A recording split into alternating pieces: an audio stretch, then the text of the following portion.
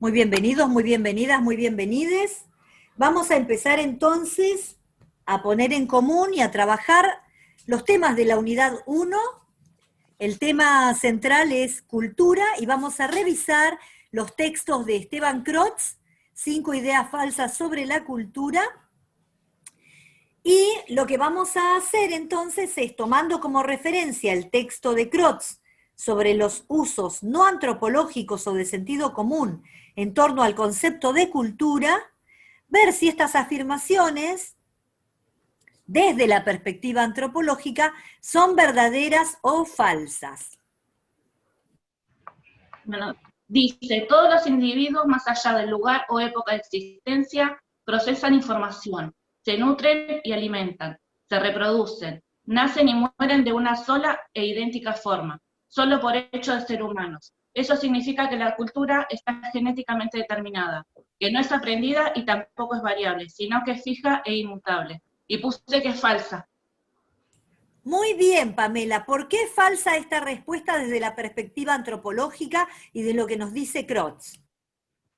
Porque la cultura no es genéticamente determinada, sino que se puede transmitir y se puede aprender. Podemos obtener aprendizaje de otras culturas que no son de nuestra pertenencia, pero las podemos adaptar a nuestra vida. Excelente. Las personas se nutren y alimentan de muchas maneras diversas.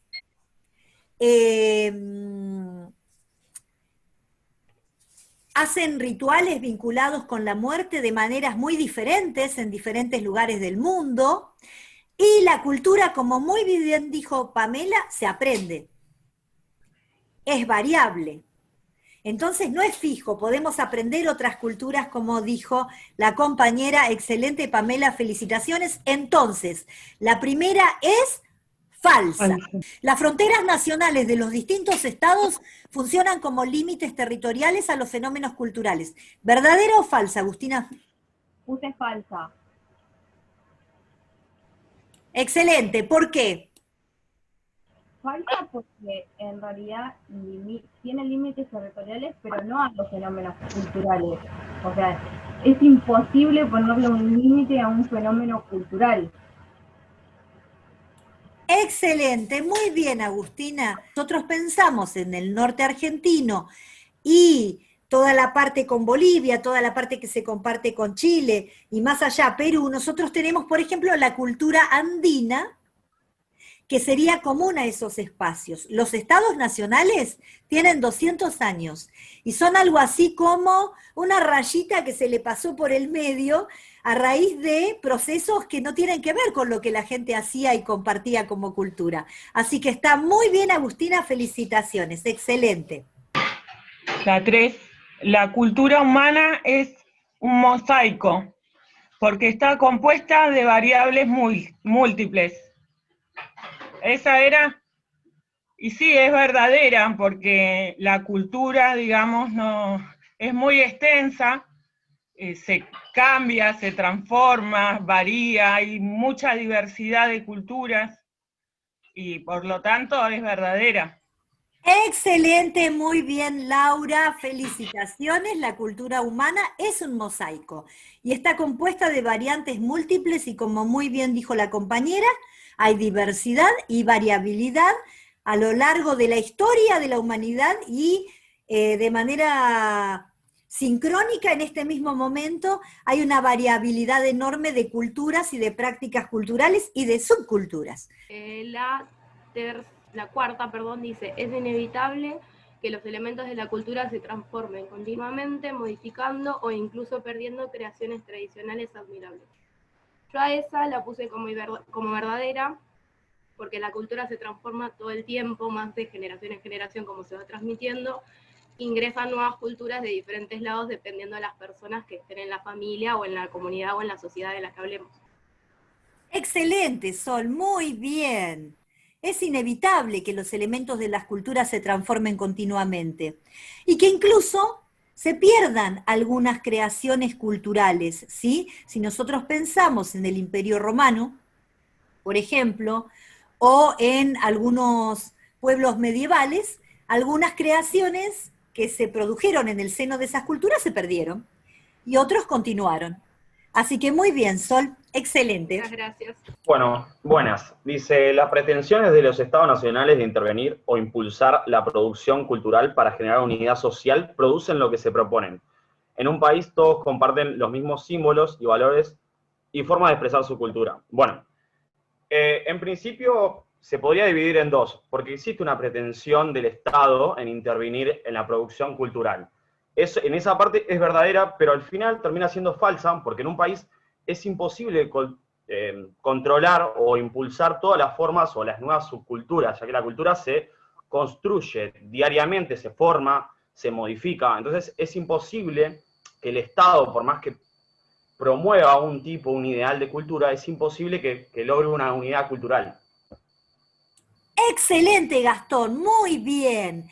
Justamente los estados tienen 200 años y han intentado promover esta unidad. Lo han hecho al punto de hacerlo de manera incluso violenta, ¿no?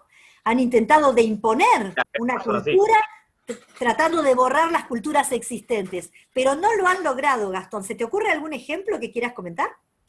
O mismo acá en Argentina, la campaña al desierto acá era prácticamente para eliminar lo que ellos consideraban culturas inferiores. Pero fue algo imposible, incluso los pueblos originarios siguen estando, igual volvemos a lo mismo, están en situaciones cada vez más deplorables y cada vez pierden ciertos rasgos de su cultura, pero creo que dice que no se escucha. Bueno, pero siguen estando, continúan vigentes, por suerte, y esperemos que continúen muchos años más. Excelente, Gastón, buenísimo, muy bien esa respuesta, perfecto.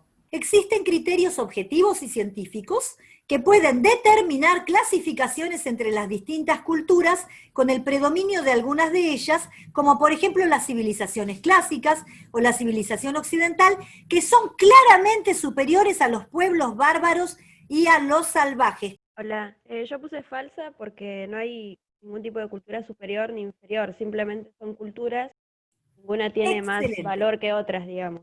Muy bien, excelente, Camila, muchas gracias. Entonces, no hay criterios objetivos y científicos para determinar clasificaciones de superioridad o inferioridad entre las culturas. Lo que sí nosotros podemos ver históricamente es que hay culturas que se han propuesto a sí mismas como superiores respecto de otras. Y eso es producto de la historia social, ¿no? Y de las relaciones de poder. Y eso lo vamos a ver para la próxima clase con el siguiente práctico. Bueno, los quiero bailando. Vamos. Muévanse. Vamos. Que hace frío. Eso. Vamos, Cami. Muy bien.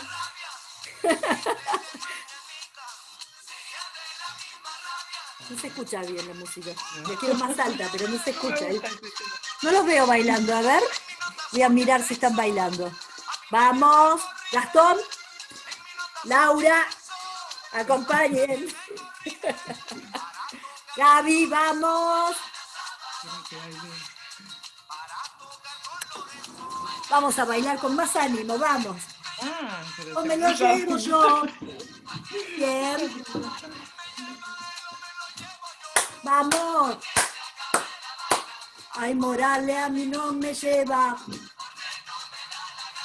Moralito a mí no me lleva. Camila baila, me encanta. Eso. Nadie baila. Acá veo gente que no está bailando, ¿eh? Cintia sí, ahí está acompañando, Karina también. Vamos, Antonella, Lara. Acá viene la parte. ¿Qué cultura va a tener?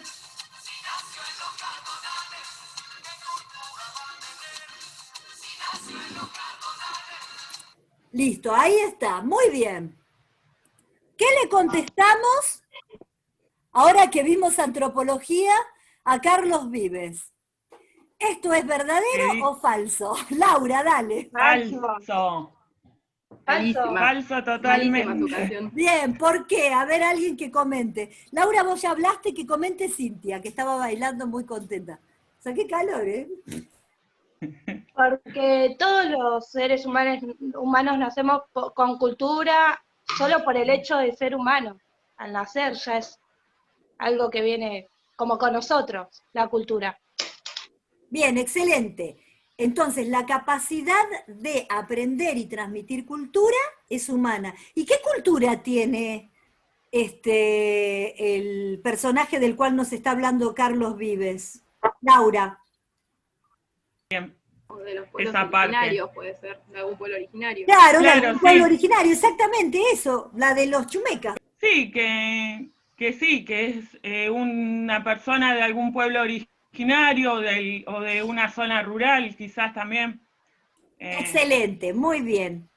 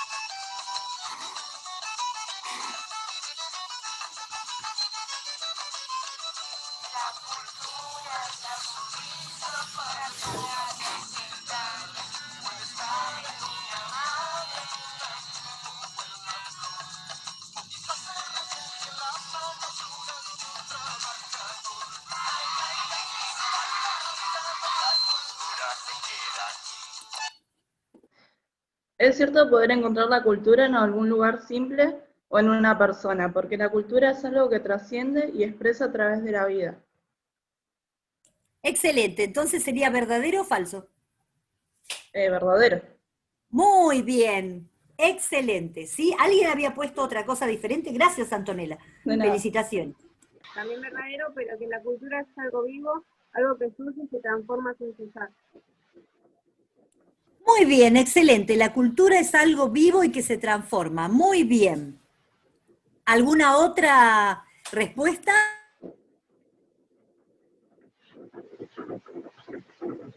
Sí, quería agregar que explica en una de las visiones de Croce, en 5 ideas falsas sobre la cultura, que la cultura está viva, digamos, en cada comunidad, se transmite por los gestos, por las costumbres, y que no es algo que solamente se ve en los museos, que esa era una de las 5 ideas falsas de Croce.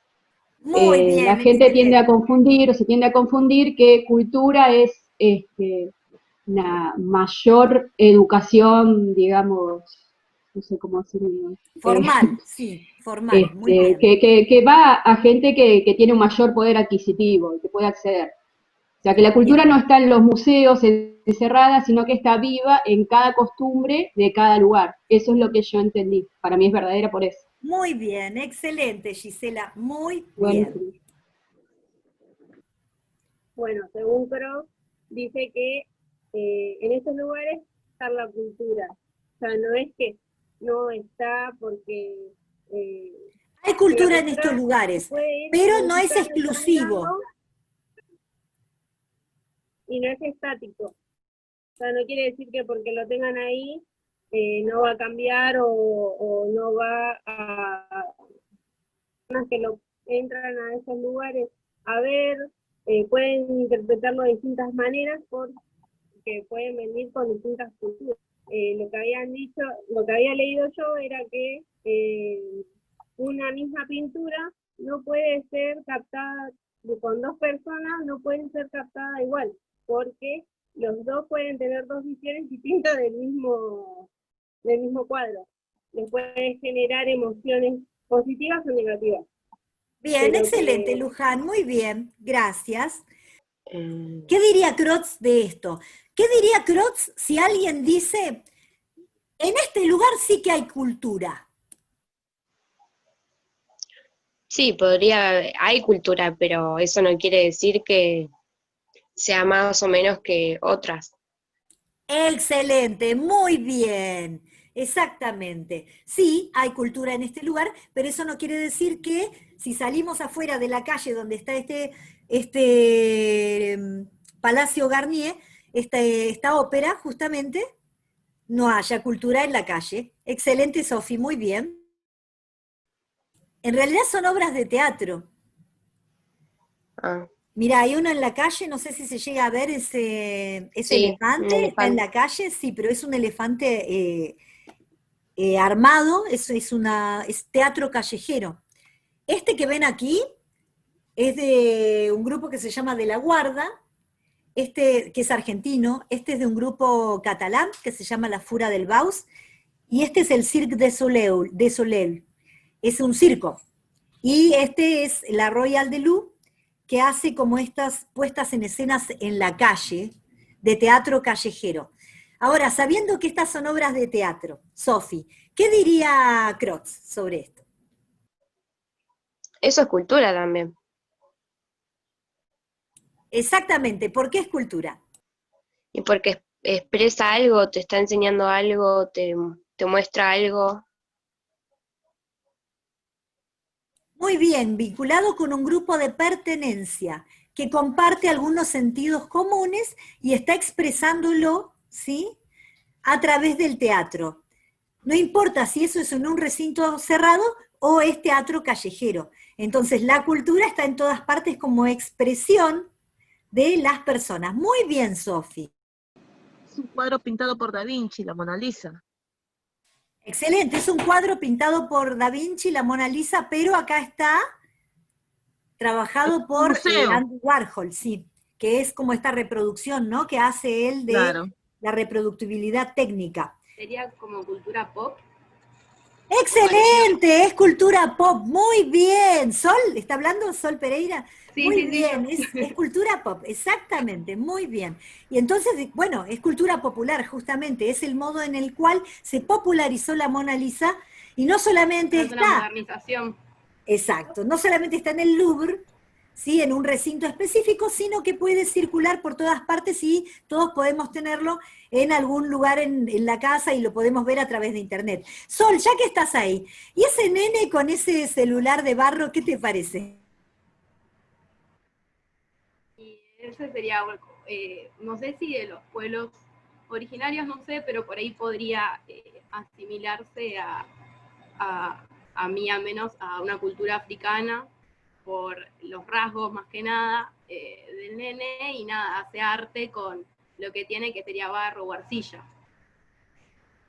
Excelente, entonces acá hay una producción cultural vinculada con la globalización y con un elemento global resignificado a partir de lo que hay. Exactamente, muy bien, Sol, muchísimas gracias. Y eso también es cultura. Bien, excelente.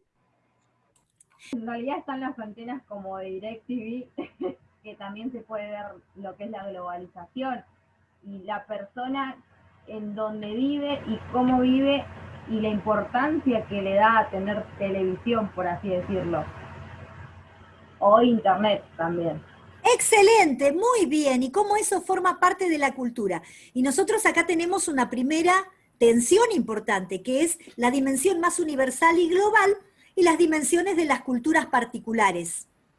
Entonces, este ejemplo viene bien para pensar justamente esta cuestión de la globalización, cómo entra en tensión con aquellas expresiones culturales de las subculturas. Muy bien, Lara, excelente. Lo que yo también, al ver estas imágenes del nene con el telefonito de barro y estas antenas de DirecTV, me trajo a la mente cuando Crotz también habla de la confrontación de las culturas viejas con las nuevas, ¿no? Cómo se va modificando. En el texto habla cuando Beethoven o Mozart hicieron esta gran innovación en la música, esta creación que hicieron, que en su tiempo fue revolucionario e incluso rechazado, pero ellos marcaron un gran cambio en la cultura, y siendo la música, ¿no? Pero podemos llevar también a los Beatles, cuando ellos vinieron, al principio los mayores los rechazaban y los jóvenes estaban enloquecidos, y así podemos hablar con un montón de cosas, ¿no? Y bueno, y esto muestra también cómo, si bien puede ser culturas autóctonas que, digamos que en un eje central se pueden mantener, sin embargo van cambiando y se van innovando a través de la tecnología, de la, de la cultura internacional, ¿no? De de estar conectados con el otro. Excelente, buenísimo, muy bien. Bibliotecas. Muy bien, ¿qué diría Crotz? Esta es la biblioteca de Harry Potter, la de acá abajo, no sé si la ven. Ah, no vi la peli. Bueno, a los que conocen Harry Pero bueno. Potter, esta es la biblioteca justamente, está en Lisboa. Este es el Ateneo, que está en Buenos Aires, que es una librería, y esta es la Biblioteca Nacional. Bueno, ¿qué diría Crotz de esto? Si alguien le dice, acá sí que hay cultura. Sí, definitivamente hay cultura, y hay mucha cultura, porque en los libros es una generalización de distintas culturas, podemos encontrar de todo en una biblioteca. Pero Crotz diría que no sería un lugar de pertenencia a la cultura, como las otras fotos que ya hemos visto. En todas hay cultura, pero ninguna es como exclusiva. O sea, exclusiva de cultura. Excelente, y nosotros estamos como enseñados a que son los lugares únicamente de cultura. Y bueno, yo por ejemplo ahora estoy aprendiendo que no son exclusivos y que en todos lados la tenemos a la cultura. Acá veo que sí, también es cultura, dado a que en cierta forma de distintas generaciones. Por ejemplo, la de Mozart podemos ver que es más antigua, por así decirlo, pero aún así hasta el día de hoy todos conocemos el nombre o escuchamos alguna de esas canciones y como que la relacionamos con él. Después tenemos en el caso de Damas Gratis, que si bien es otro género totalmente distinto a los dos anteriores, al segundo no sé quién es, por favor no me maten, pero... El otro es Papo. No, yo ni idea, sinceramente. Podemos ver que por más que tanto las letras sean distintas, aún así sigue formando parte de cultura. Bien, perfecto entonces, gracias. O sea que todo esto representa cultura. Gabriela quiere decir algo. Gabriela, dale. Hola, buen día, profe. Bueno, yo, por ejemplo, lo que veo de Mozart acá, que mucha gente a veces piensa o cree que por escuchar este tipo de música clásica es mejor o está más culturizado que, por ejemplo, dijo el compañero anterior, escuchar Damas Gratis. Creo que todos los estilos de música tienen su propia cultura. Excelente, Gabriela. Ahí ese era el punto que queríamos retomar de Crotz, exactamente ese. Profe. No hay expresiones culturales mejores que otras. Camila, ¿qué quieres agregar? Dale. Acá también para mí tiene que ver cuando dice que hay culturas puras y mezcladas. Por ejemplo, hemos visto, no sé, una canción de trap, por ejemplo, mezclada con un blues de Papo, y haber hecho un montón de modificaciones de ese estilo, y tiene que ver con una mezcla de culturas y que ninguna es pura, digamos. O sea, se puede hacer una base de cumbia y poner un tema de Lady Gaga, por ejemplo, que nada que ver una cosa con la otra, y eso tiene que ver también para mí. Excelente, Camila. Ahí está, perfecto. Felicitaciones, muy bien esa interpretación. Y también podríamos vincularlo con la dimensión relacionada con el cruce entre clase social y, como dijo el compañero antes, lo generacional. ¿Profe? ¿Sí? Sí, Gastón, También me dale. parece bastante importante señalar la utilidad de la cultura, porque desde tiempos remotos, Edad Media, ha habido una utilidad sobre la cultura, tanto de mano de obra esclava hasta en los inicios del capitalismo, mano de obra barata, siempre hubo una utilidad comercial.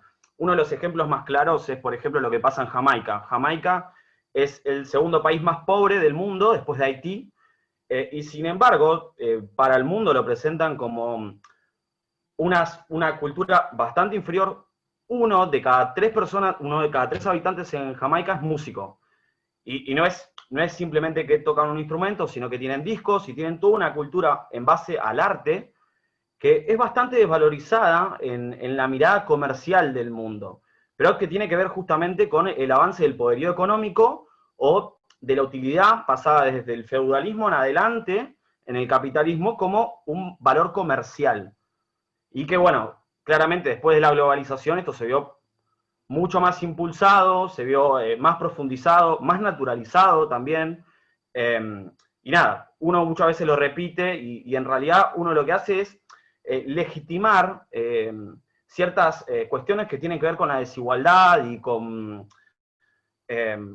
valoríos económicos. Eso me parece como importante tenerlo en cuenta. Excelente, Gastón, buenísimo, porque vos estás señalando el proceso de mercantilización de la cultura al punto tal que después de la posmodernidad nos vamos a encontrar con la mercantilización incluso de lo que en un momento constituyeron utopías y luchas, ¿sí? Porque después el Che Guevara no hubiera pensado de sí mismo que iba a estar en las remeras vendido en un puestito. Entonces hubo una mercantilización desde los años 60 donde el capitalismo desubstancializa los objetos, los productos, y los transforma en mercancía, incluso aquellos vinculados con los aspectos más revolucionarios de la década del 60. Así que muchas gracias por el aporte, Gastón. Pero lo que me parece por ahí bastante raro la forma de hacerlo, pero sí, es arte, es una expresión cultural. Bueno, yo les voy a contar, el primer cuadro es un cuadro de Vermeer, que es un pintor. El segundo es ese mismo cuadro recreado por una autora, que es Susan Herbert, que hizo todos los cuadros clásicos en formato gatitos. Acá se los voy a mostrar, miren. ¿Los ven? Ahí está Botticelli, El nacimiento de Venus, en versión gatitos. Y, como nos había dicho Gastón antes, no contento con eso, se transformaron en almohadones. Miren, acá tengo el almohadón. Acabo de despanzurrar el otro para que ustedes vean este. ¿Sí? Hizo también todos los cuadros. Y el último es arte callejero, tipo Bansky, que son como una especie de plantillas, ¿sí? Que se pueden reproducir en las calles. Es el mismo cuadro, pero hecho en una pared, ¿no? Que tiene este sentido que antes había dicho la compañera de Cultura Pop. Que también nos muestra este proceso que había dicho Gastón, ¿no? De transformación, de reapropiación, pero también de democratización en este caso, porque la gente que pasa por esa calle puede acceder a un cuadro, ¿sí? Que quizás no pueda acceder en el museo donde está el original. Entonces, eso, como hay una transformación y reapropiaciones diversas y recreaciones. Así que muy interesante lo que han planteado. Justamente Gastón me dio el pie para hablar en esta línea respecto de las transformaciones de la cultura, de alguna expresión cultural. La definición de Edward Taylor de cultura. Bueno, cultura es...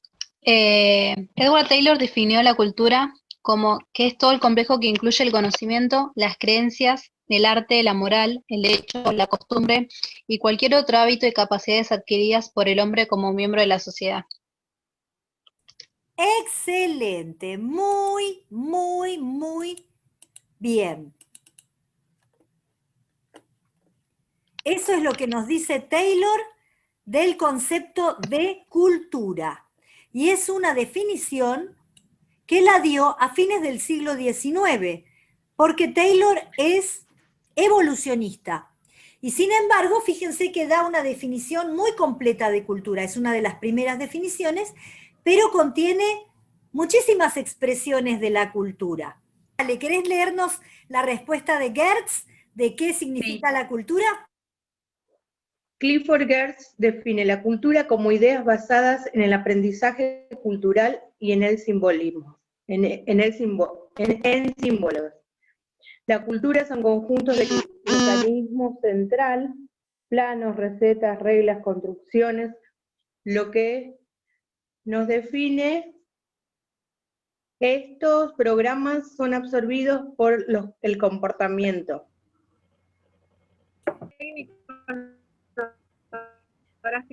Define la cultura como ideas basadas en el aprendizaje cultural y en el símbolos. La cultura son conjuntos de mecanismos de control, planos, recetas, reglas, construcciones, lo que los técnicos en ordenadores llaman programas para regir el comportamiento. Estos programas son absorbidos por las personas a través de enculturación en tradiciones particulares. Bien, excelente, Débora. Ahí están los puntos centrales de lo que dice Gertz, que el aprendizaje tiene que ver con el aprendizaje simbólico, y estos especies de programas que aprenden las personas tienen que ver con el sentido de pertenencia que da el acceso a experiencias comunes, compartidas. Pamela. Muchas gracias, Débora. No, iba a decir lo que usted dijo. Dale, va a ampliar. Justamente. Dale. Sí, que, o sea, lo que dice, basándose en las culturas como ideas basadas en el aprendizaje y en los símbolos, él decía que las culturas son mecanismos de control para regir el comportamiento de la gente, siendo que eso hace suyo un sistema previamente establecido, y este sistema les ayuda a guiar su comportamiento y percepciones a lo largo de su vida, que vendría a ser la enculturación, ¿no? Exactamente. Y este acento en la dimensión simbólica de la cultura, porque justamente va a estar aquí esta idea de que lo que nos hace diferentes a otros seres con los que compartimos nuestro habitar en el mundo, en el medio ambiente, es la capacidad de representación, de simbolización. Es decir, que nosotros podemos tener una categoría, un concepto, hablar de algo sin que ese objeto del cual se habla necesariamente tenga que estar aquí presente. Esa es la capacidad de simbolizar que nos va a hacer, en este caso, va a decir Gertz, un tipo de animal diferente respecto de otros con los que compartimos el estar en la Tierra, ¿no? En este planeta. Muy bien. Vamos con la otra pregunta. ¿Por qué el autor dice que la cultura, el autor Kotak, dice que la cultura se aprende a través de qué medios o actividades se aprende y cómo se transmite? Bueno, porque inconscientemente o conscientemente al interactuar con otros se adoptan los hábitos y uno mismo los hace suyos. Son tradiciones culturales a través de la enculturación, a través de un proceso de aprendizaje y al interactuar con otros individuos. Se transmite a través de la observación o enseñando. Y los medios que lo pueden transmitir pueden ser, qué sé yo, forma de danzas, por la TV también. Hay muchas formas de transmitir la cultura. Excelente, Catherine, muy bien. Otro, a ver. El fundamental también es cuando nos relacionamos con otras personas. Esto que decía Taylor de que esto se adquiere por el hombre como miembro de la sociedad. Excelente, la interacción social con otras personas, incluso la relación con otros seres, podrían ser lo que llamamos animales, plantas, minerales o seres sobrenaturales. En esa relación también hay aprendizaje y producción cultural. Muy bien, Leonardo, la interacción social. Otro, a ver.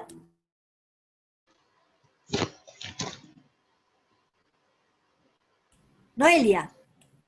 Sí, profe, yo había puesto otra cosa, bueno, similar. La cultura no es un atributo de los individuos, sino de los individuos en cuanto a miembros de grupos. Se transmite en la sociedad. ¿Acaso no aprendemos de nuestra cultura a través de la observación, escuchando, interactuando con muchas otras personas? Las creencias culturales compartidas, los valores, los recuerdos, las esperanzas y formas de pensar y actuar. Excelente, Noelia. Ahí está, la síntesis de todo lo que decíamos. En interacción con otras personas se enseña y se aprende. A ver si está bien. Según el autor, la cultura se aprende porque son hábitos y costumbres de una sociedad al interactuar con otros. Comienza la enculturación.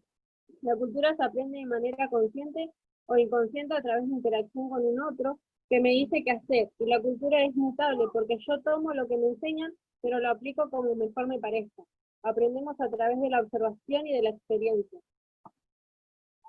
Bien, y acá traes la dimensión creativa, ¿no? De producción cultural y la posibilidad de cambio cultural, porque si no, se mantendría fija e inmutable a lo largo del tiempo.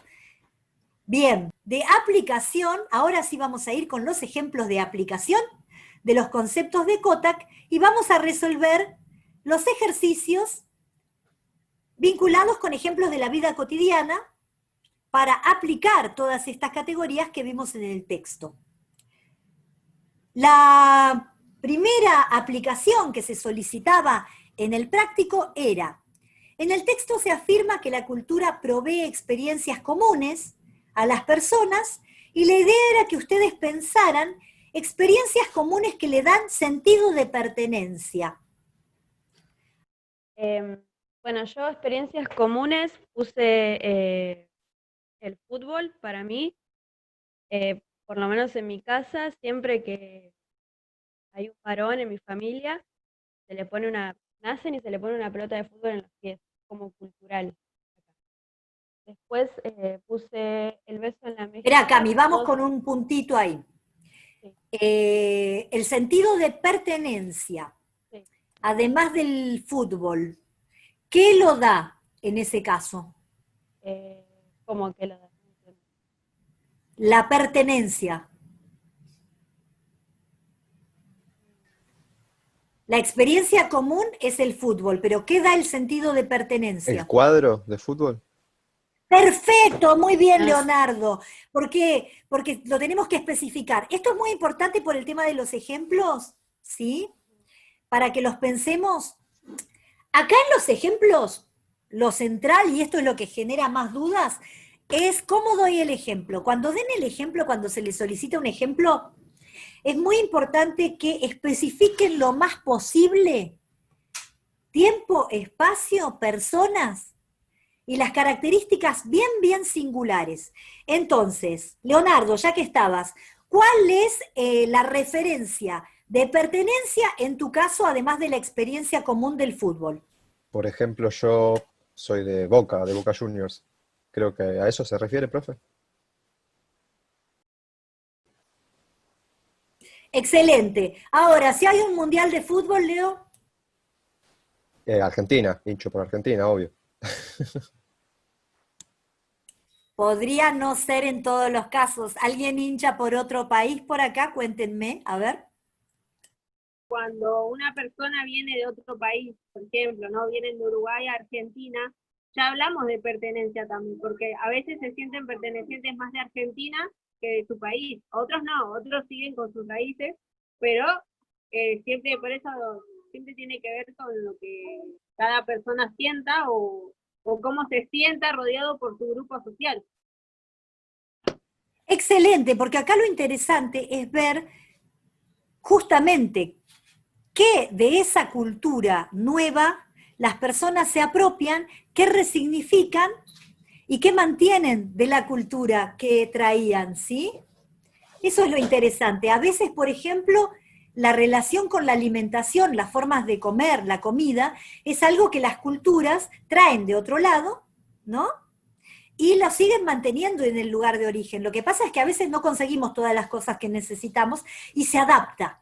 Eso es lo interesante, ¿no? Se producen procesos de mezcla y de recreación y de resignificación cultural. Soy Evelyn. Yo puse tomar mates. Excelente, muy bien. Tomar mate es una experiencia compartida. ¿Vos te acordás cuándo aprendiste? La verdad que no recuerdo, pero sí, más o menos los 13, por ahí, 14 años. Bien, excelente. Entonces es una cultura compartida, una expresión de la cultura que se comparte y que se aprenden en algún momento, ¿no? ¿Alguien más recuerda cuándo aprendió a tomar mate? Profe, eso también es una observación, porque todos creo que acá, todos habrán visto a sus padres desde chiquitos observar que tomaban mates y cuando te dan el momento de decir, bueno, ahora vos toma mate. Perfecto, tiene que ver con la observación, muy bien. Yo puse las tortas fritas en los días de lluvia. Ok, ¿a qué cultura pertenecería eso? Porque el mate es más generalizado al punto tal que forma parte de la identidad nacional, ¿no?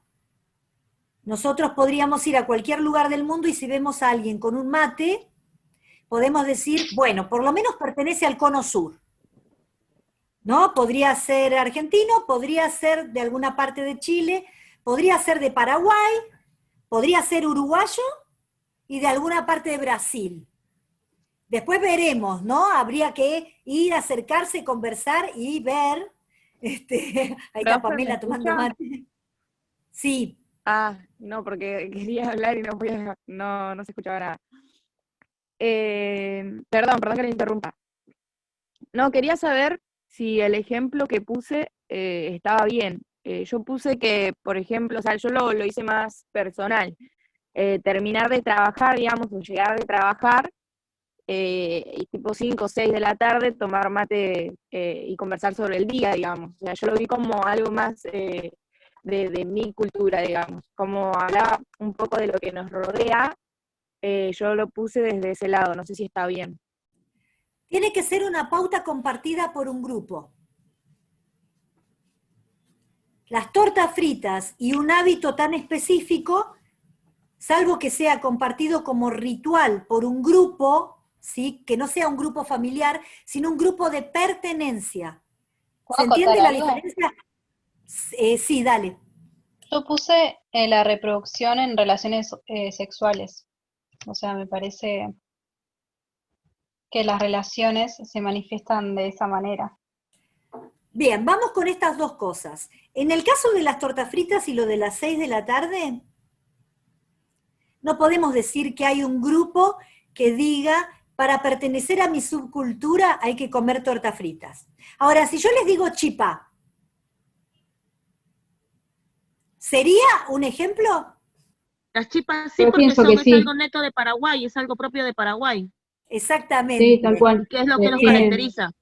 Exactamente, muy bien. Ahí sí, porque es característico de un grupo que dice que esa es su comida. ¿Sí? Uno piensa Paraguay, chipá. Si nosotros ponemos torta frita, ¿aparecería una torta frita como identificando a los argentinos? No, puede ser un asado. Sería más una empanada o una El asado más. ¿Se Las entiende? milanesas. El asado o las empanadas. El Algo más asado y tal vez típico. las empanadas. Las milanesas estamos más complicados porque hay otras partes del mundo que también tienen. La milanesa Sí, la mayor- napolitana tiene que ver con... Es lo mismo que pasa con las tortas fritas. En diferentes países también las comen. No solamente es de un grupo propio. Exactamente, nosotros podríamos encontrar que en Chile también se comen tortas fritas y en otros lugares. Acá la idea es que ustedes identifiquen ejemplos, ¿sí? Que puedan vincularse a un grupo que dice, esto es parte de mi cultura, esto caracteriza a mi cultura. ¿Se entiende? Por eso les decía que acá lo que tenemos que lograr es encontrar ejemplos bien específicos que podamos relacionar entre una subcultura y una práctica Cotidiana. reconocida socialmente como tal, que da pertenencia pero también diferencia de otros, que nos muestra como una identidad, ¿sí? Como una identificación y una identidad. Está buenísimo que hayan traído estos ejemplos, porque esto me permite despejar estas dudas. En términos de reproducción, lo que vamos a tener como específico de los grupos es cómo construyen el tabú del incesto. Cómo cada grupo determina con quién se puede o no casar, tener sexo y formar familia. Eso va a ser lo que le va a dar el sentido específico de pertenencia, porque nosotros vamos a tener a los egipcios, por ejemplo, que permitían que hermano y hermana tuvieran sexo. La clase alta, la élite, para poder, es bien endogámica, ¿sí? El tabú del incesto ahí, el tabú era entre padres e hijos, pero no entre hermano y hermana. ¿Es un tabú? Sí, por supuesto, hay con quienes no se puede, eso es tabú, prohibición, pero hay con quienes sí. Para nosotros, este tabú no es el que nosotros tenemos. Y acá digo un nosotros enorme que es Occidente, que es esta forma de pensar. ¿Sí? Dentro de Occidente vamos a tener grupos que permiten el casamiento y lo propician entre primos. Por ejemplo, los Guarani, en la Amazonía. La idea que ellos tienen es que se casen los primos cruzados. Para otros grupos en Occidente, esto es un tabú. Entonces, la forma de reproducirnos no es innata y natural. Con quién se puede hacer es cultural. El modo en el cual se ejerce también. Piensen que hoy tenemos formas de pensar la sexualidad y el amor poliamorosas o poligámicas. Un hombre con muchas mujeres o una mujer con muchos hombres. ¿Sí? Incluso la forma de ejercer la sexualidad de manera específica también es cultural. Vamos a tener subculturas sadomasoquistas. Y yo no sé si a todos acá les gustaría que les den unos buenos azotes y vamos con una paliza. Bueno, hay gente a la que sí, forman parte de una subcultura que son los sadomasoquistas. Incluso el modo de ejercer la sexualidad es cultural. ¿Se entiende? ¿Quién había hecho ese ejemplo antes, por favor? No, Milagros. Milagros, ¿qué te parece esto que acabo de decir? ¿Se entiende más específico? Sí, yo lo comparto porque pensé lo mismo, o sea, el sexo como tabú en diferentes culturas, totalmente la razón. También tiene que ver, por ejemplo, por ahí acá claramente hay muchas diferencias de tabúes, pero también tiene que ver con la edad, ponele, o lo que los padres, la diferencia que hacen los padres entre el sexo en los chicos, en los hombres y en las mujeres. Bien, o sea, es muy diverso. Bien, entonces con más razón podemos decir que son aprendizajes culturales, ¿sí? La modalidad en la cual se ejerce, el tipo de orientación y la forma de organización social que va a tener el ejercicio de la sexualidad. La sexualidad está culturizada.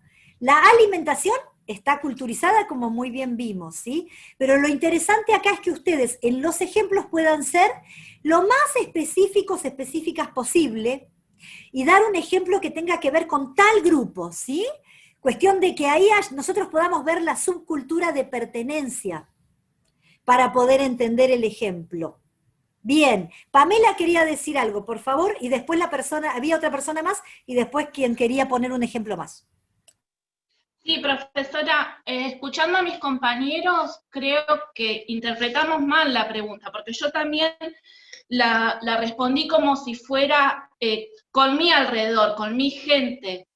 Por ejemplo, también puse lo de la reunión familiar los domingos, o las mateadas con amigos, que usted dijo que lo de la mateada puede ser como identificación nacional, pero yo lo puse más como que es algo que hacemos en común en mi familia, con mis amigos. Y otro ejemplo que puse fue celebrar cumpleaños, regalando un obsequio como demostración de afecto.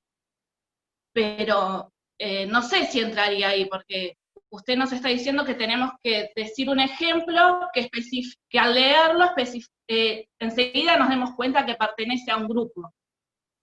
A mí me parece que es mejor dar ese tipo de ejemplo porque nos permite ver cuál es la experiencia común. Ustedes están nombrando experiencias comunes que tienen que ver con la socialización familiar, pero es difícil adscribirnos a un grupo social de pertenencia que nos dé identidad a partir de estas prácticas que mencionan, porque, por ejemplo, dar y recibir regalos es algo bastante transversal a muchísimas culturas, claro, digamos. Lo que ahí tendríamos que especificar es cuándo se da el regalo, cuál es la norma de etiqueta, y dar un ejemplo específico, ¿no? Por ejemplo, el guanxi. El guanxi de los chinos es una forma específica que tiene reglas de etiqueta para ser entregado en términos de regalo y de reciprocidad. ¿Qué se puede dar? ¿De qué manera? ¿Cuál es el contenido de ese objeto? Y cómo se recibe. Y ahí nosotros tendríamos un ejemplo específico. Claro, pero está muy bien. La mayoría hicimos ejemplos como muy personales. muy generales. Bien, yo los aliento entonces a que, si este va a ser el práctico que van a querer entregar, traten de pensar otro ejemplo, ¿sí? Unos ejemplos donde... ¿La ideología Claro. política entraría acá también, profe, por ejemplo? Ser Dame un peronista, ejemplo por ejemplo, de ser peronista. pertenencia donde que se pueda simbolizar en algo. A ver, Ser peronista, por ejemplo, ser macrista. dame una simbolización de peronismo donde lo podríamos ver expresado en un objeto material, por ejemplo. En su escudo. En Perfecto. la Vamos a bandera. suponer que alguien lleva una camiseta, una remera por la calle con una estampa de Evita. Sí. Bueno, ahí nosotros vemos una expresión cultural que se materializa en cultura material a través de un objeto que da identidad compartida. Ah, listo. Ahí está, perfecto, pero de esa Profe, manera, ¿sí? Bien, Podría otro, ser, bueno. podría ser, por ejemplo, en las fiestas, Navidad, Año Nuevo, que siempre, por ejemplo, se escucha música hasta la madrugada, pero por ejemplo, escuchar cuarteto es de acá Argentina. Si vos llevas una remera, por ejemplo, de Rodrigo, es como que te das cuenta. ¿Podría ser? Bien, la remera de Rodrigo daría cuenta de la adscripción a la subcultura del cuarteto. Navidad está globalizado. Tiene, si bien es O en los cumpleaños también. Sí, una sí, fiesta, verdad. una fiesta, claro, o un ritual que tiene que ver con la cristiandad, vemos que casi todo el mundo festeja Navidad, pero con sus particularidades, ¿sí? Entonces, Claro, acá es Que re tendríamos distinto de cómo es Estados Unidos, por ejemplo. Exactamente, ahí está. Entonces ahí tendríamos que mirar cuál es el tipo de adscripción. La cristiandad daría como adscripción que, por ejemplo, los cristianos miren la misa del Papa, el Papa Francisco, y ahí hay una articulación entre Navidad y la adscripción religiosa, ¿sí? Pero quizás, por ejemplo, ahí sí el regalo, con Papá Noel y la chimenea, sea una imagen globalizada de adscripción a una cierta pertenencia más compartida en torno a qué se da, qué se regala y el modo en el cual es legítimo hacerlo en ese contexto cultural. ¿Se entiende? Sí. Entonces, traten de buscar ejemplos más específicos. De hecho, agarren y busquen en internet o busquen aquellos que tienen que ver con grupos de pertenencia de ustedes. Yo, por ejemplo, profe, puse la salsa, que es un ritmo de música que mucho se escucha, en mi país se escucha mucho la salsa, pero ¿Cuál es tu país? propia Contales, de porque si no, no sabemos. Perú. Yo soy peruana, pero la salsa es propia de Colombia, más se suena allá. Pero hay algunos Exacto. países latinoamericanos que se está esparciendo y que la escuchan ahora. Bien, excelente. Ahí tendríamos como una actividad que podría generar pertenencia, sobre todo si Catherine va a bailar y comparte tiempo con un grupo que baila salsa, que se encuentra, que usan la ropa, etcétera, etcétera. ¿Se entiende? Ahí hay como un sentido común de pertenencia. Acá lo interesante es que ustedes puedan articular estas dos cosas. ¿Qué da pertenencia? ¿En qué espacio se expresa esa pertenencia y cómo se comparte? Gisela, dale. Sí, profe, yo le quería preguntar, y por ejemplo, los símbolos patrios, en cantar el himno, la bandera, también. Claro, exactamente, porque eso es símbolo de una nación, ¿sí? Nosotros escuchamos diferentes himnos y podemos pensar en diferentes naciones, o vemos diferentes, de hecho los estados nacionales producen símbolos compartidos para dar este sentimiento de pertenencia que dijimos antes y que justamente es discutido, ¿no?, por otros grupos sociales que no se sienten necesariamente identificados con estos símbolos ni con el modo en el cual el Estado intenta acallar, aplacar o dominar a otros grupos, ¿sí? Pensemos en España y pensemos en los catalanes. Pensemos en nosotros y los pueblos originarios, como había dicho muy bien el compañero antes. Hola, Gabriela. Dale, Gaby. Bueno, como ya habían hablado anteriormente de la música, yo tengo familiares que viven en Santiago del Estero y para ellos bailar guaracha en el campo es su cultura. Excelente, Gaby, ahí está. Está bien situado, tiene que ver con una identificación de estas personas que comparten esa práctica. Muy bien, Gabriela, ese es un buen ejemplo, pero lo situó, ¿vieron? Tiempo, espacio, personas. Excelente, Gaby, muy bien. ¿Alguien más quería decir algo? Profe, Laura. Laura, dale. Quería decir de los carnavales que se dan en febrero en Jujuy. Hay unas semanas, prácticamente jueves de comadres, de compadres, o sea, como que en una semana se va anticipando los carnavales. Tienen una forma de vestirse, hay rituales, hay música, hay bebida, hay comida. Eso en Jujuy. Excelente, muy bien, Laura, buen ejemplo. ¿Leonardo iba a decir un ejemplo o Gastón? Alguien por ahí vi que levantó la mano antes. Yo iba a decir, por ejemplo, en el caso de la religión, podemos diferenciar, en el caso de los católicos, por ejemplo, cuando llevan un rosario en el cuello. Había puesto ese ejemplo. Excelente, ahí está. Es un símbolo que permite identificar la pertenencia y un sentido compartido. Muy bien. Los ejemplos que ustedes dan vinculados con la vida cotidiana que los rodea, están bien para mostrar en realidad, es más bien esto, ¿no? Nos están mostrando cómo la cultura se transmite y se aprende. Muchos de los ejemplos que dijeron, lo de las 6 de la tarde y compartir en familia, lo de tomar mate con amigos, lo de hacer tortas fritas, sí podríamos pensar que tiene que ver con una cultura compartida con el resto de la familia, que se aprende y se transmite, ¿sí? Yo lo veo más como ejemplos para esta pregunta, que era la segunda pregunta. Porque la otra atiende más a la dimensión de pertenencia y de sentidos compartidos en términos de subcultura, ¿sí? Como para diferenciar.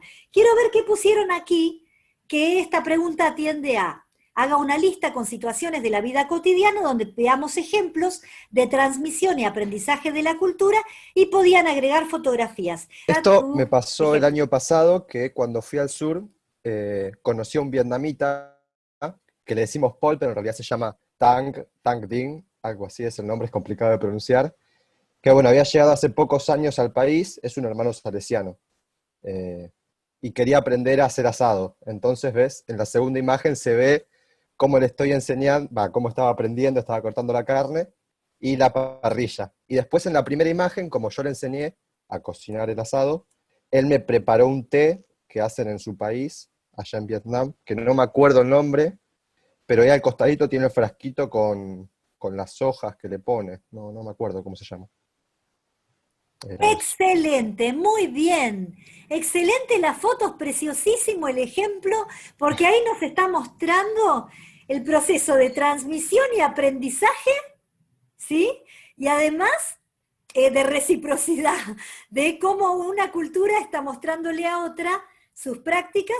Acá estamos viendo las dos cosas, ¿no? Este sentimiento de pertenencia que decíamos antes, de adscripción a una cultura nacional en ambos casos, y de transmisión y aprendizaje. Buenísimo, Leonardo, felicitaciones por tu ejemplo. Gracias. Pamela, ¿cuándo se enseña y se aprende un derecho? ¿En qué contexto específico? ¿Quién a quién? Por ejemplo, yo puse una imagen sobre la lucha feminista, que gracias a la lucha feminista se aprenden los derechos que tenemos las mujeres en la sociedad, en nivel social y demás.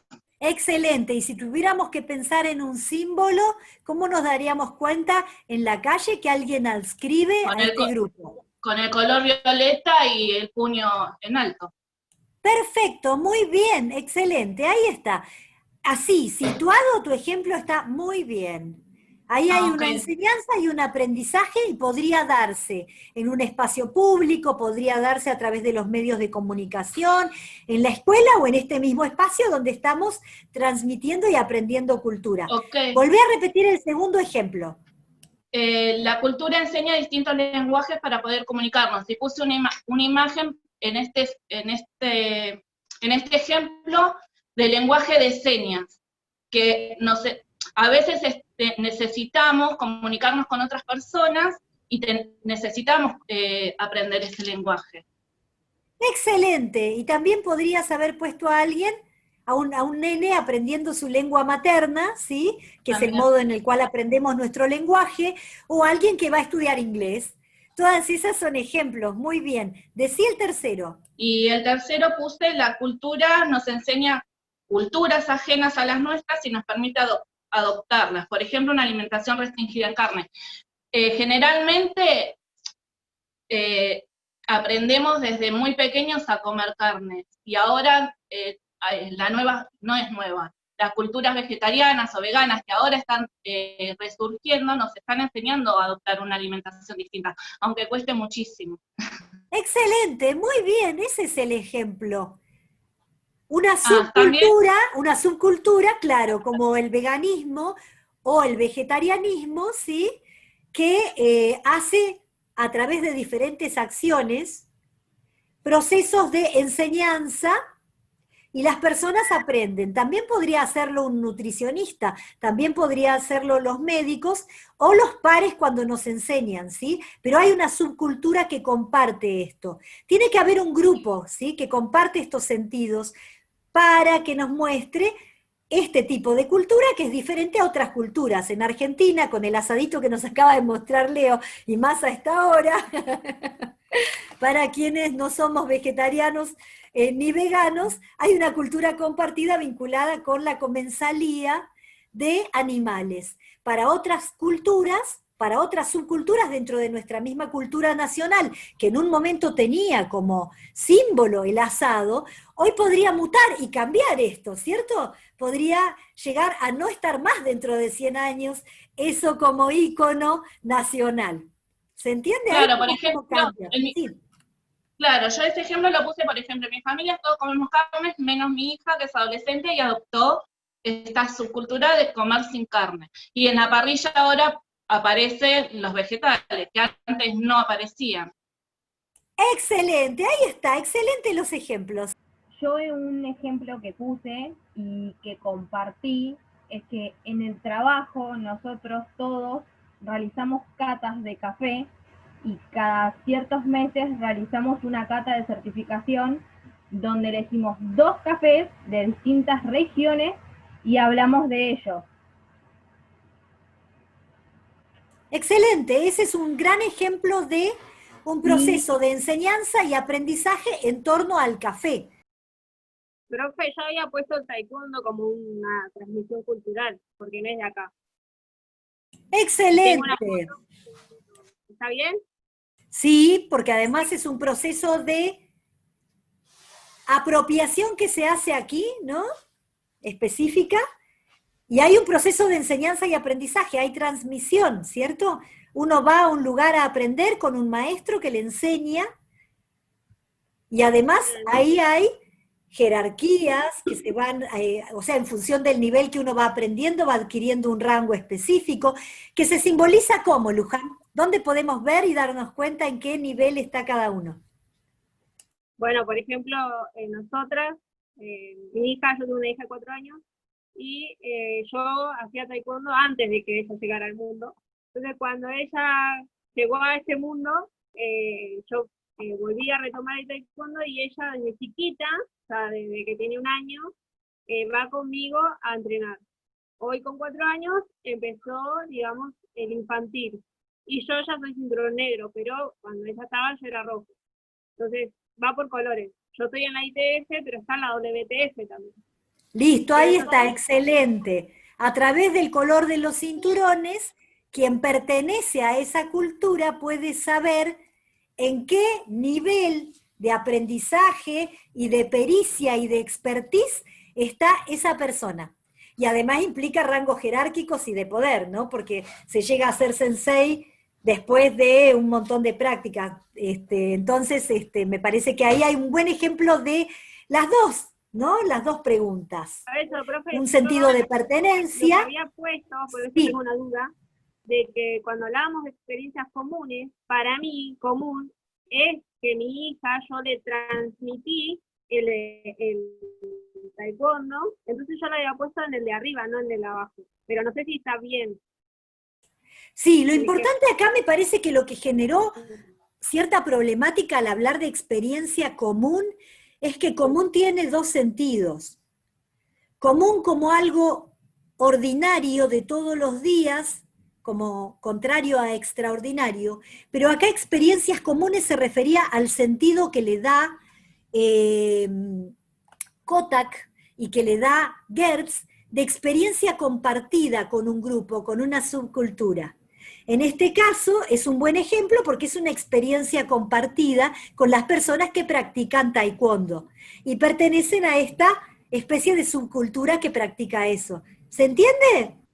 Antonella y Evelyn, dale. Sí, yo quería leer En un ese ejemplo orden. que me parece un poco más de forma inconsciente, que puse: una persona observa cómo se hace una fila en la parada de colectivo y continúa a pararse atrás de ella para tomarse este transporte. Bien, ese es un aprendizaje cultural,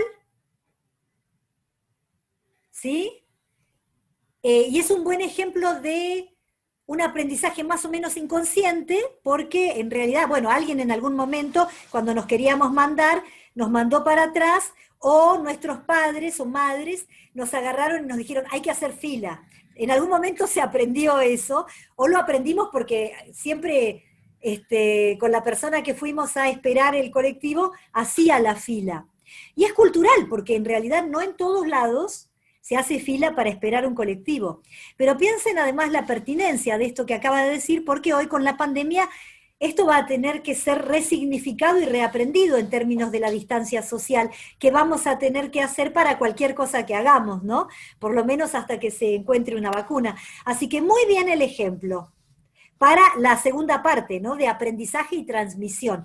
¿Alguien más había dicho? Evelyn creo que era la persona que le tocaba ahora, dale. Sí, yo puse enseñar a leer y a escribir a los niños. No sé si está bien. Claro, exactamente, que eso tiene que ver con lo que dijo antes Pamela, que es cómo se aprende y se enseña un lenguaje en el seno de una cultura. Muy bien. ¿Algún otro? Y puse como el baile de la cultura hawaiana. Bueno, perfecto, sí, porque ese es un baile que podríamos considerar típico de un lugar, ¿sí?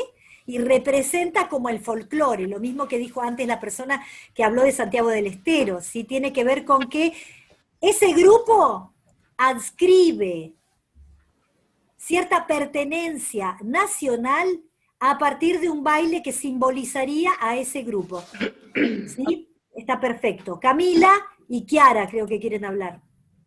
Sí, yo, bueno, siguiendo con el tema de las danzas, por ejemplo, yo bailo folclore y lo tomo como un aprendizaje, por ejemplo, en las peñas, que es muy común en el folclore. Aprendo, por ejemplo, de las vestimentas de las personas que van a bailar.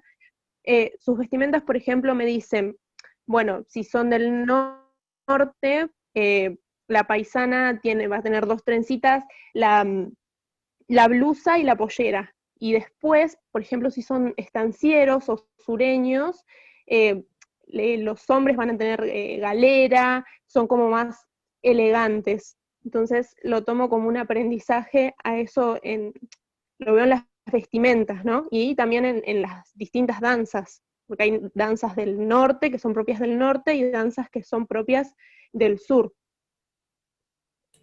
Excelente, muy bien, pero fíjense cómo esa expresión de la cultura está mediada por el aprendizaje. Yo que no sé nada de folclore, vería eso y no podría entender de qué se trata. ¿Vieron lo que vimos de Gertz? De que para poder entender el sentido profundo tenemos que participar de esos sentidos comunes. Esto es justamente, estas experiencias comunes son las que nos permiten aprender el sentido de eso que estamos viendo. Compartido, un sentido compartido. Todos los que participan de la peña y hacen folclore pueden entender eso que está explicando la compañera.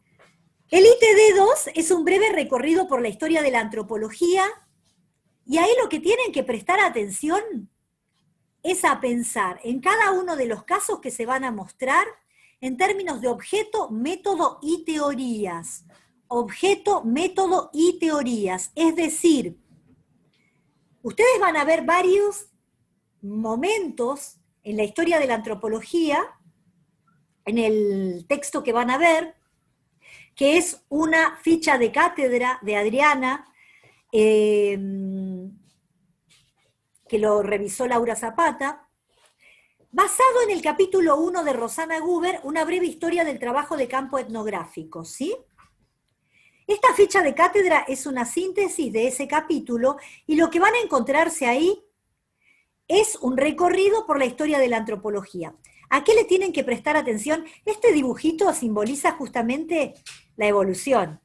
Y una de las teorías que van a encontrar es el evolucionismo del siglo XIX. Entonces, la primera pregunta es: ¿qué tipo de sociedades estudiaban los primeros antropólogos y cómo las estudiaban? Entonces, ustedes lo que tienen que decir es: ¿a quiénes estudiaban? El objeto. ¿Cómo lo hacían? El método. ¿Y qué teoría usaban para explicar eso que se encontraban? ¿Sí? Esa es la primera pregunta. Esto es sobre el siglo XIX, las primeras teorías antropológicas, los primeros antropólogos. La segunda es: ¿qué aporte realizaron Fran Boas y Bronislaw Malinowski a la antropología y al trabajo de campo? Y acá, ¿qué nos vamos a encontrar? Esto ya es principios del siglo XX. Y vamos a tener aquí dos teóricos representantes de otras dos teorías. Boas del particularismo histórico y Malinowski del funcionalismo.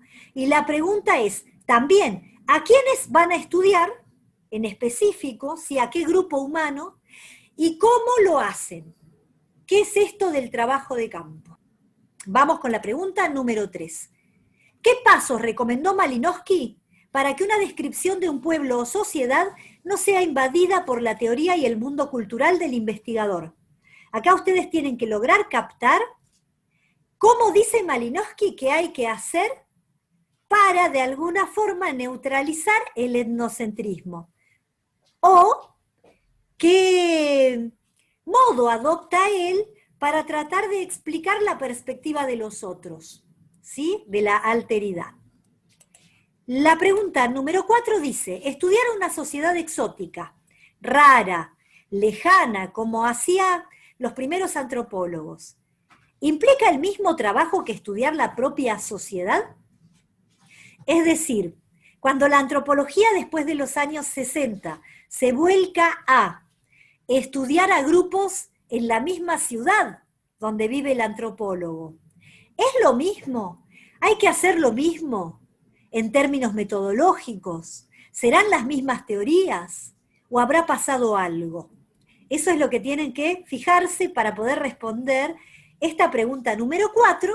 Y la última, que es la más bonita y la más interesante, es: si fueras etnógrafo o etnógrafa en tu propia sociedad, ¿a qué grupo social estudiarías y describirías y por qué? Esto era un poco lo que hacíamos en otras ediciones cuando se podía hacer trabajo de campo, porque la propuesta era que ustedes eligieran un grupo en nuestra propia sociedad, en nuestra ciudad, que representara para ustedes la alteridad y pudieran hacer trabajo de campo para conocer a ese grupo. Porque la idea es que ustedes puedan explicar por qué representa para ustedes la alteridad. Porque este grupo representa la extrañeza para ustedes, ¿sí? Voy a tener que leer el texto para entenderlo bien. Sí, pero igual vayan preguntando. Una cosa más que es importante que me hiciste acordar. Todo aquello que les genera duda tienen dos vías, por supuesto, para consultar. Una es, como han hecho muchos de ustedes, que es a través del email, y otra es a través del foro. El foro está buenísimo que lo usen, porque la pregunta la ven el resto, y entonces puede servir para que el resto de las personas por ahí tienen las mismas dudas, y sirva entonces para poner en común lo que ustedes quieren. Incluso si ustedes tienen ese grupo de WhatsApp, y ahí se van haciendo estas consultas: hey, tenemos dudas sobre esto, pregunten en el foro, porque yo estoy atenta, todos los días entro a ver si hay preguntas para que ustedes puedan seguir avanzando. Si esto les resulta demasiado complicado, tanto que no pueden seguir, sienten que realmente no le encuentran la vuelta, Continúen con la pregunta siguiente, que no los trabe para poder continuar, ¿sí? Siempre acá vamos a poner en común las respuestas y las dudas, porque esa es la idea justamente de este encuentro. Abran los micrófonos que vamos a darnos un gran aplauso para los que resistimos hasta el final. Muy bien. Excelente, entonces nos vemos en un par de semanas y por favor todo lo que quieran consultar por el foro o por el email. Bien, entonces estamos muy contentas por las participaciones, realmente un grupo muy bonito. Esperemos que algún día nos podamos abrazar en nuestra querida UNPAS, pero por el momento nos vamos a seguir viendo entonces dentro de 2 semanas en el Zoom. Buena semana, espero que les vaya muy bien y nos estamos viendo. Chao, señor. Muchísimas gracias. ¡Chao! ¡Chao, mi amor! ¡Chao!